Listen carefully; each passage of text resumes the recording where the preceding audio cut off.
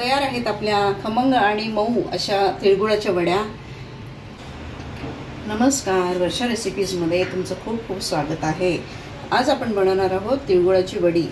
मऊसूत अशी तिळगुळाची वडी आपण बनवणार आहोत आणि त्यासाठी मी हे साहित्य घेतलेलं आहे। 1 वाटी तीळ घेतलेत, मी हे गावरान तीळ घेतलेत 1 वाटी, आणि 1 वाटी शेंगदाणे घेतलेले, आणि या वाटीनीच आपल्याला 2 वाटी गूळ घ्यायचा आहे। हा 1 वाटी आणि हा आणखीन 1 वाटी गूळ मी त्यात घालणार आहे। आणि आपली वडी छान चवदार होऊन छान चविष्ट होण्यासाठी मी ही वेलची पूड 1 चमचा आणि थोडंसं जायफळ। चला तर आपण आता रेसिपीला सुरुवात करूया। गॅसवर कढई ठेवलेली आहे मी, त्याच्यामध्ये आपण आता हे तीळ घालूया आणि बारीक गॅसवर चांगले खमंग भाजून घेऊया हे तीळ। एक 2 ते 3 मिनिटच आपल्याला भाजून घ्यायचं आहे, खूप जास्त वेळ नाही तीळ भाजायचे, नाहीतर त्याची चव आपल्याला करपट अशी लागते। तीळ भाजून झालेत आपले आता, हे बघा तुम्ही बघू शकता। आपण आता काढून घेऊया। 1 वाटी शेंगदाणे घेतलेत आपण। शेंगदाणे पण आपले बारीक गॅसवर छान खमंग असे भाजून झालेले, ते आता आपण ताटामध्ये काढून घेऊया।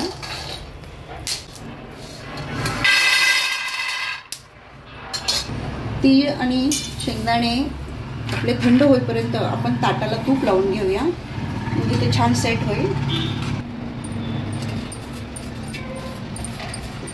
म्हणजे आपल्या वड्या या ताटाला चिकटणार नाही, असं तूप लावून घ्यायचं ताटाला। शेंगदाण्याची आपल्याला थंड झाल्यानंतर अशी सालं काढून घ्यायची आहे,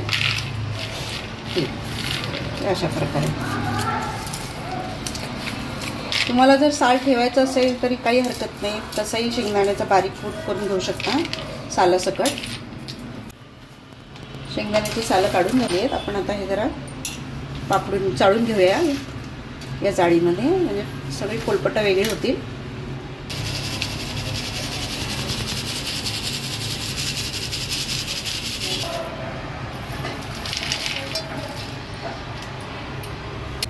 तीळ आणि शेंगदाणे आता थंड झालेले आहेत, आपण आता मिक्सरमधनं याचा कूट करून घेऊया।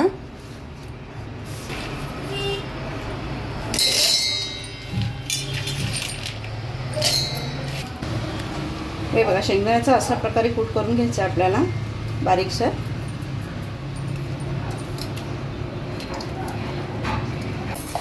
तीळही आपण अशा प्रकारेच बारीक करून घेऊया।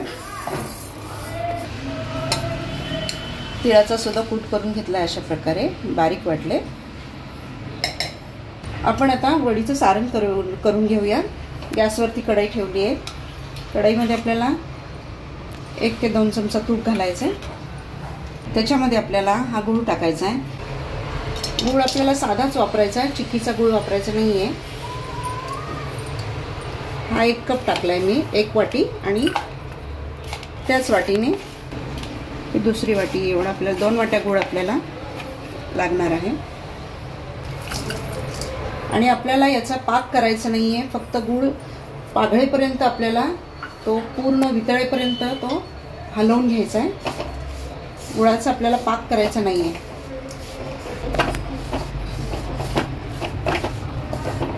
गूळ आपला पाघळला आणि त्यातल्या सगळ्या गाठी सगळ्या वितळल्या की मग आपल्याला त्याच्यामध्ये तीळ आणि शेंगदाण्याचं जे आपण कूट करून घेतलेला आहे तो त्याच्यामध्ये मिक्स करायचा आहे।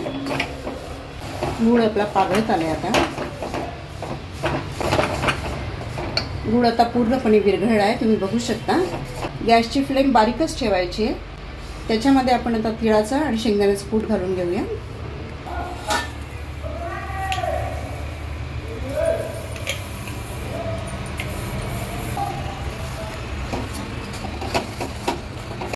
हे आपल्याला फटाफट हलवून घ्यायचं आहे।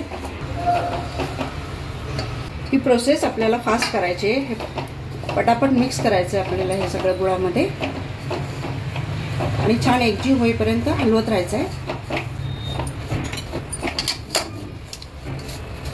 याच्यामध्ये वेलची पावडर टाकूया 1 चमचा, आणि थोडंसं जायफळ टाकायचं आहे किसून।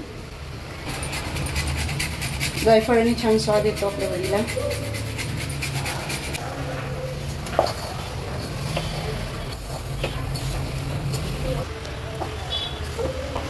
मिश्रण छान एकजीव झालेलं आहे.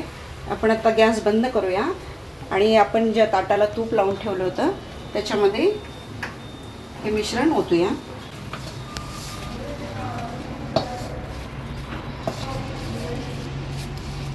हे गरम गरमच असं थापून घ्यायचं आहे ताटामध्ये. एखाद्या वाटीचा किंवा पेल्याचा वापर केला तरी चालेल. हे मिश्रण गरम गरम असतानाच आपल्याला असं ताटामध्ये थापून घ्यायचं आहे, म्हणजे ते छान पसरलं जातं. तुम्हाला कितपत वडी जाड पातळ हवी आहे त्याप्रमाणे तुम्ही ते थापायचं आहे. हे मिश्रण आपलं ताटावरती थापून झालं आहे. आता त्याच्यावर थोडंसं आपण सुकं खोबरं थोडंसं टाकायचं आहे आणि अख्खे तीळ थोडेसे टाकायचे आहेत. वडी छान दिसते आपली त्याच्यामुळे. हे मिश्रण थोडं गरम असतानाच आपल्याला याच्या वड्या पाडाव्या लागतात. खूप थंड नाही होऊ द्यायचं ते.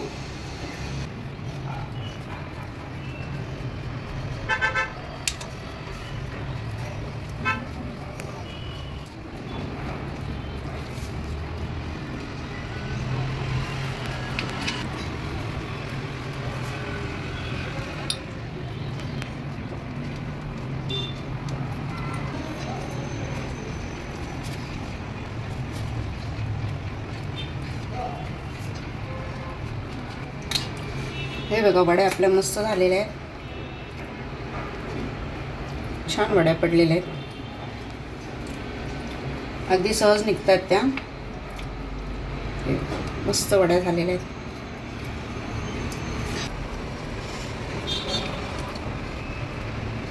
मस्त खमंग आणि मऊ अशा आपल्या वड्या झालेल्या आहेत.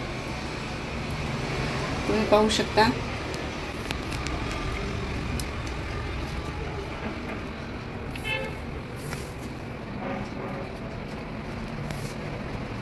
तुम्हाला वड्या कशा हव्या जाड पातळ त्याप्रमाणे तुम्ही त्या थापा ताटामध्ये.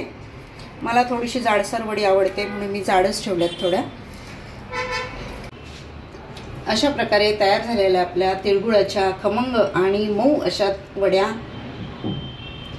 हे बघा तुम्ही पाहू शकता. खूप छान झालेल्या आहेत वड्या. वड्यांना टेक्स्चर पण खूप छान आलेलं आहे. हे बघा एकदम मऊ झालेल्या आहेत वड्या आपल्या. माझी ही तिळगुळाची रेसिपी तुम्हाला कशी वाटली हे मला तुम्ही कमेंट बॉक्समध्ये जरूर कळवा आणि तुम्ही सुद्धा करून बघा. जर माझी ही रेसिपी आवडली तर व्हिडिओला माझ्या लाईक करा आणि जास्तीत जास्त शेअर करा. माझ्या चॅनेलवर तुम्ही नवीन असाल तर नक्की सबस्क्राईब करा. भेटूया पुढच्या व्हिडिओमध्ये एका नवीन रेसिपीसोबत. तोपर्यंत मस्त खा, स्वस्त रहा. धन्यवाद.